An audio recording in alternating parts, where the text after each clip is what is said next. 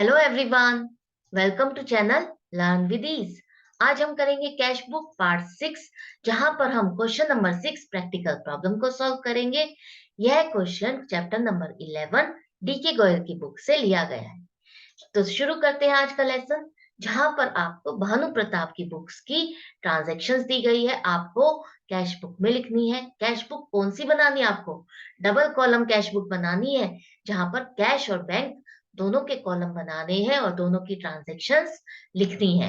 तो double column cash book का format है ये। सिंगल कॉलम के कैश बुक के जैसे ही है, बस अमाउंट के सेक्शन को आपको दो पार्ट्स में डिवाइड करना है, एक कैश के लिए और एक बैंक के लिए, डेबिट साइड भी और क्रेडिट साइड भी। फर्स्ट ट्रांजैक्शन है आपकी कैश इन हैंड 2710 है और कैश एट बैंक 27,500 है। मतलब आपके पास ओपनिंग बैलेंस है, शुरुआत में महीने की शुरुआत में आपके पास कैश और बैंक में इतना इतना पैसा है। तो उसको आप कहाँ शो करोगे? रिसीट साइड, डेबिट साइड में लिखोगे डेट। और जब ओपनिंग बैलेंस शो करना होता है तो हम क्या लिखते हैं? To balance BD. कैश के कॉलम में लिखोगे 2710 और बैंक के कॉलम में लिखोगे 27,500। नेक्स्ट है रिसीव्ड फ्रॉम सुभाष 3,500। अब आपने सुभाष से पैसे लिए हैं, रिसीव किए हैं, आपको जो उससे लेने थे। तो ये पैसे हमको कैश में मिले।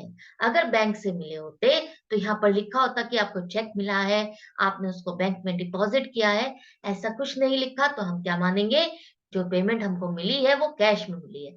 तो रिसीट साइड पर लिखोगे आप, एंट्री क्या बन जाएगी?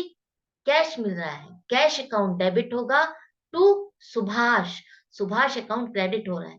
किसकी वजह से आपका कैश अकाउंट डेबिट हो रहा है? सुभाष की वजह से।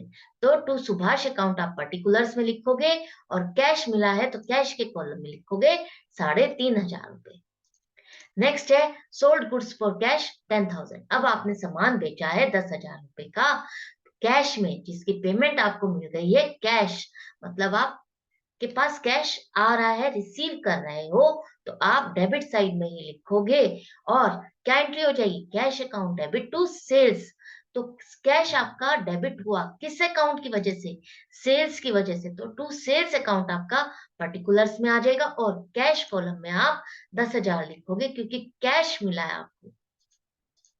नेक्स्ट है पेड रेंट बाय चेक 800। अब आपने रेंट की पेमेंट की है, जो पेमेंट आपने चेक से की है, मतलब बैंक से पेमेंट जा रही है, तो पेमेंट कर रहे हो तो क्रेडिट साइड लिखोगे। दूसरा क्या एंट्री बन जाएगी? Rent account debit to bank. तो बैंक अकाउंट आपका क्रेडिट हुआ किसकी वजह से? रेंट की वजह से। तो बाय रेंट अकाउंट लिखोगे पर्टिकुलर्स में, और बैंक से पेमेंट जा रही है इसलिए बैंक कॉलम में लिखोगे 800 रुपए। नेक्स्ट है पेड सोहन बाय चेक 3,000। अब आपने सोहन को पेमेंट की है 3,000 रुपए की चेक से। मतलब चेक से जा रही है पेमेंट, बैंक से जा रही है पेमेंट, और बैंक यहाँ पर क्रेडिट हो रहा है सोहन की वजह से। Sohan account debit to bank. तो पेमेंट साइड पे लिख दो और पर्टिकुलर्स में बाय सोहन अकाउंट, जिसकी वजह से आपका बैंक अकाउंट क्रेडिट हुआ, और बैंक कॉलम में लिखोगे बैंक से पेमेंट जा रही है 3,000 रुपए। नेक्स्ट है बॉट गुड्स फॉर कैश 15,000। अब आपने सामान खरीदा है, स्टॉक खरीदा है, जो कि आपका बिजनेस जिसमें डील करता है 15,000 रुपए का, कि पेमेंट आपने कैश में की है, लिखा हुआ है क्लियरली। पेमेंट कर रहे हो, पेमेंट सेक्शन में आ जाओ क्रेडिट साइड पे, और क्या एंट्री हो जाएगी? Purchases account to cash. तो कैश आपका क्रेडिट हुआ किसकी वजह से? परचेजेस की वजह से। है ना इजी कितना? सिर्फ आपको ये देखना है कैश अकाउंट क्रेडिट हो रहा है तो क्रेडिट साइड पे आ जाओ, और किसकी वजह से हो रहा है? जो डेबिट में है उसको आपको पर्टिकुलर्स में लिखना है बाय परचेजेस अकाउंट, और कैश में पेमेंट हो रही है तो कैश कॉलम में लिखोगे 15,000। नेक्स्ट है पेड कैश फॉर स्टेशनरी 200 रुपए। अब आपने कोई स्टेशनरी खरीदी है जिसकी पेमेंट आपने कैश में की है 200 रुपए। 200 रुपए से आपकी पेमेंट हो रही है कैश। तो पेमेंट सेक्शन में आओगे, कैश अकाउंट आपका यहाँ पर क्या हो रहा है? Credit. Stationery account debit to cash. तो कैश आपका क्रेडिट हुआ किसकी वजह से? स्टेशनरी की वजह से। बाय स्टेशनरी अकाउंट आप लिखोगे पर्टिकुलर्स में, कैश की पेमेंट हो रही है तो कैश कॉलम में लिखोगे 200 रुपए। नेक्स्ट है due from bank for office use 8,000। अब आपने बैंक से पैसे निकाले हैं ऑफिस के खर्चे के लिए 8,000 रुपए। ये एंट्री बहुत इंपॉर्टेंट है, नई है, इसको ध्यान से सुनना और करना। यहाँ पर आपकी एंट्री क्या बनेगी? कैश निकल रहा है बैंक से, तो cash account debit to bank. तो यहाँ पर आपका कैश और बैंक दोनों इन्वॉल्व हो रहे हैं, और हम कैश और बैंक दोनों की ही ट्रांजैक्शंस को अपनी कैश बुक में बुक भी करना चाहते हैं। तो दोनों ही अकाउंट जब इन्वॉल्व हो रहे हैं, इस केस में आप क्या करोगे? एक डेबिट हो रहा है और एक क्रेडिट हो रहा है, तो दोनों ही साइड आपकी एंट्रीज हो जाएंगी। कैसे करोगे आप?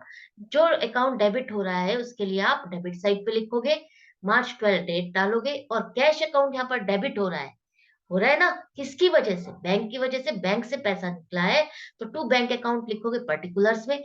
और कैश आ रहा है, कैश का बैलेंस बढ़ रहा है, तो कैश के कॉलम में लिखोगे 8,000 रुपए।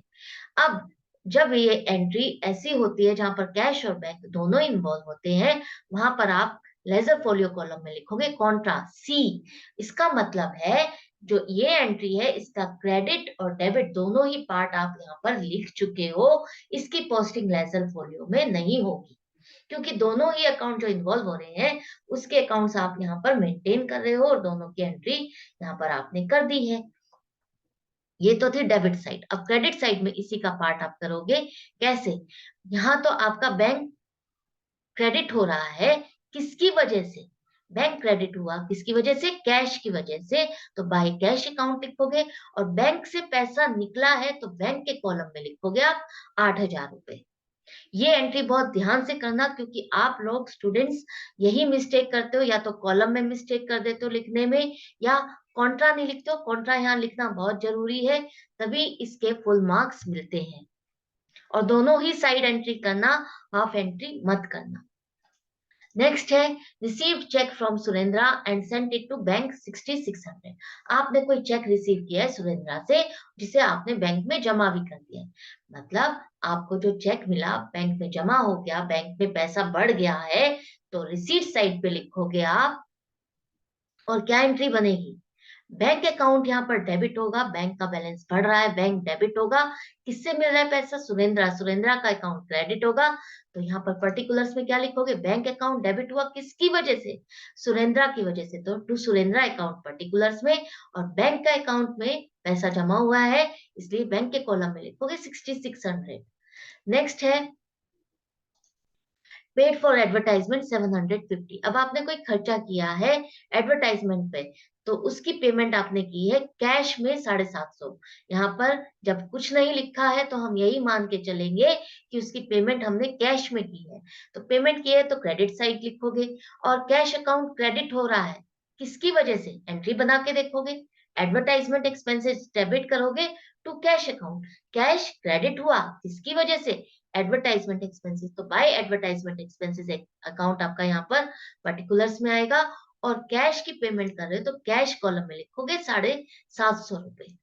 नेक्स्ट है, issued cheque in favour of Nath brothers 4300। अब आपने चेक काट के दिया है नाथ ब्रदर्स को 4300। चेक दिया है मतलब आप पेमेंट कर रहे हो नाथ ब्रदर्स को, तो पेमेंट साइड पे आ जाओ आप। और क्या एंट्री बन जाएगी? नाथ ब्रदर्स अकाउंट डेबिट करोगे टू बैंक, बैंक क्रेडिट होगा। पेमेंट जा रही है ना, तो बैंक क्रेडिट हुआ किसकी वजह से? बाय नाथ ब्रदर्स अकाउंट की वजह से। और बैंक से पेमेंट जा रही है तो बैंक के कॉलम में लिखोगे 4300। नेक्स्ट है, कैश सेल्स 13,000। अब आपने कैश की सेल की है 13,000, मतलब यहाँ पर पेमेंट आपको सेल करने पर मिल गई है 13,000 की। तो रिसीव कर रहे हो, कैश रिसीव कर रहे हो, तो डेबिट साइड पर आ जाओ। क्या एंट्री हो जाएगी? Cash account debit to to sales. Cash debit हुआ किसकी वजह से? सेल्स की वजह से। तो टू सेल्स अकाउंट आप पर्टिकुलर्स में लिखोगे, और कैश के कॉलम में लिखोगे 13,000, क्योंकि कैश का बैलेंस इस तरह से बढ़ रहा है। अब है next entry, paid into bank 16,000।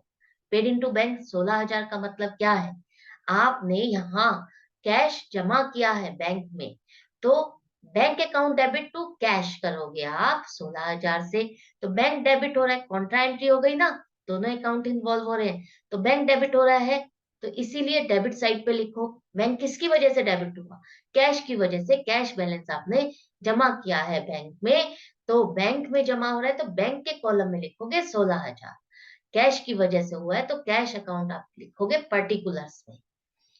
ये है आपकी कॉन्ट्रा एंट्री, इसलिए सी लिखोगे लेजर फोलियो में, कॉलम में। अब यहाँ लिखोगे क्रेडिट साइड पर, क्रेडिट साइड पर भी क्या निकला है, कैश निकला है, कैश क्रेडिट हो रहा है, किसकी वजह से, बैंक की वजह से, तो बाय बैंक अकाउंट लिखोगे, और कैश निकल रहा है इसलिए कैश के कॉलम में लिखोगे 16,000 रुपए, और ये कॉन्ट्रा एंट्री है, मतलब बैंक और कैश दोनों की एंट्री आपने यहाँ पर कर दी है, इसलिए सी लिखना यहाँ पर बहुत बहुत इंपॉर्टेंट है। Next, received cheque from Vinod and sent it to bank 2400 रुपए। आपने विनोद से कोई चेक रिसीव किया और वो बैंक में जमा भी कर दिया, मतलब बैंक में बैलेंस बढ़ गया। तो यहाँ पर आप रिसीव्ड साइड पे लिखोगे, और bank account debit to Vinod, ये आपकी एंट्री हो रही है, मतलब बैंक डेबिट हुआ किसकी वजह से, विनोद की वजह से, तो टू विनोद अकाउंट आपका पर्टिकुलर्स में आएगा, बैंक में जमा हो रहे हैं तो बैंक के कॉलम में लिखोगे 2400 रुपए। नेक्स्ट है, bought scooter and paid for the same by cheque 18,000। अब आपने कोई स्कूटर खरीदा है जिसकी पेमेंट आपने चेक से की है 18,000 की। स्कूटर खरीदा है, पेमेंट कर रहे हो तो क्रेडिट साइड पर आ जाओ, और जो पेमेंट जा रही है वो बैंक से जा रही है, तो क्या एंट्री क्या बनेगी, scooter account debit to bank, bank credit हुआ किसकी वजह से, स्कूटर की वजह से, तो बाय स्कूटर अकाउंट पर्टिकुलर्स में बैंक से पेमेंट जा रही है तो बैंक के कॉलम में लिखोगे 18,000 रुपए। नेक्स्ट है, बैंक रिटर्न सुरेंद्रास चेक डिसऑनर।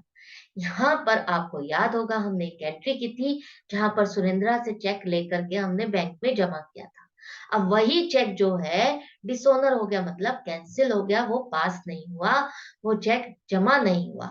तो उस केस में आप क्या करोगे, यहाँ देखो ये एंट्री हमने की है, 15 मार्च को सुरेंद्रा से पैसे मिले, हमने बैंक में 6600 रुपए जमा किए हैं। तो ये चेक अब आपका जमा नहीं हुआ, तो आपको रिवर्स करना पड़ेगा, मतलब पेमेंट साइड पे दिखाना पड़ेगा 25 मार्च को, और क्या लिखोगे आप, सुरेंद्रा को दोबारा से डेबिट करोगे टू बैंक, रिवर्स करोगे ना, निकलता हुआ दिखाओगे ना ये बैलेंस, तो बैंक किसकी वजह से क्रेडिट हुआ, वो बैलेंस जमा नहीं हुआ किसकी वजह से, सुरेंद्र की वजह से, तो बाय सुरेंद्र अकाउंट को डेबिट पर्टिकुलर्स में लिखोगे, और बैंक के कॉलम से पैसा निकलता हुआ दिखाओगे 6600।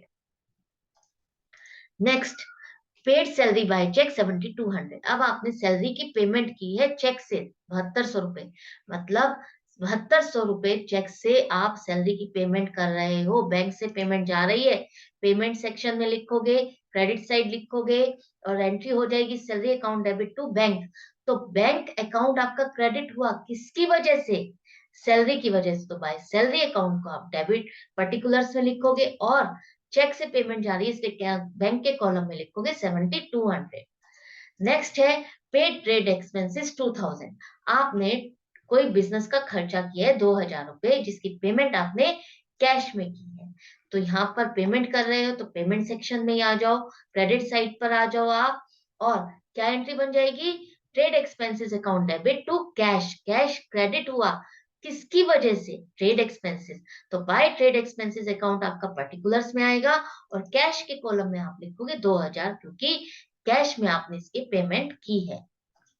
नेक्स्ट है आपका कैश सेल्स 9500। आपने कोई सेल की है जिसकी आपको पेमेंट मिली है कैश में 9500, तो रिसीव कर रहे हो, कैश मिल रहा है, बिजनेस में बढ़ रहा है, तो आप कहाँ लिखोगे, रिसीव्ड साइड, डेबिट साइड पे लिखोगे, और कैश अकाउंट डेबिट हुआ किसकी वजह से, सेल्स की वजह से, तो इसलिए टू सेल्स अकाउंट आपका पर्टिकुलर्स में आएगा, कैश के कॉलम में आप 9500 लिखोगे। नेक्स्ट है, पेड इनटू बैंक 10,000।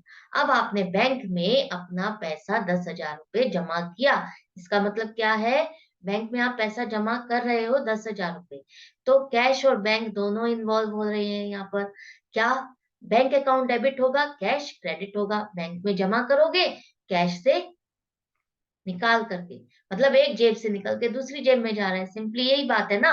तो देखो यहाँ पर कैसे करोगे आप, बैंक यहाँ पर डेबिट हो रहा है तो डेबिट साइड पर लिखोगे, बैंक अकाउंट डेबिट हुआ किसकी वजह से, कैश की वजह से, तो टू कैश अकाउंट आपका पर्टिकुलर्स में आ जाएगा, और बैंक के कॉलम में आप लिखोगे 10,000 रुपए, जहां पर आपने बैंक में जमा किए, इसलिए इसका बैलेंस बढ़ जाएगा। और अब यहाँ पर ये कॉन्ट्रा एंट्री है, डबल साइडेड है, तो इसलिए सी लिखोगे, और सेकेंड पार्ट इसका लिखोगे अब क्रेडिट साइड पर, क्या लिखोगे, कैश अकाउंट क्रेडिट हो रहा है, किसकी वजह से? बैंक की वजह से।